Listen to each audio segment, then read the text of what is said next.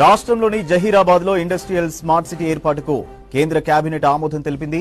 దేశంలో 12 industrial smart సిటీల ఏర్పాటుకు కేంద్ర కేబినెట్ ఆమోదం తెలిపింది. దీనికోసం మొత్తం 28,602 కోట్ల రూపాయలు కేటాయిస్తున్నట్లు కేంద్ర మంత్రి అశ్విని వైష్ణవ్ తెలిపారు. National industrial corridor development programme కింద ఏర్పాటు చేస్తున్నట్లు చెప్పారు. వీటిలో తెలంగాణకు 1, ఆంధ్రప్రదేశ్కు 2 కేటాయించామన్నారు. తెలంగాణలోని జహీరాబాద్, ఏపీలోని ఓర్వకల్లు, కొప్పర్తిలో ఇండస్ట్రియల్ స్మార్ట్ సిటీస్ ఏర్పాటు చేయనున్నట్టు చెప్పారు అశ్విని వైష్ణవ్. రాష్ట్రంలోని జహీరాబాద్ లో ఇండస్ట్రియల్ స్మార్ట్ సిటీ ఏర్పాటుకు కేంద్ర కేబినెట్ ఆమోదం తెలిపింది. దేశంలో 12 ఇండస్ట్రియల్ స్మార్ట్ సిటీల ఏర్పాటుకు కేంద్ర కేబినెట్ ఆమోదం తెలిపింది.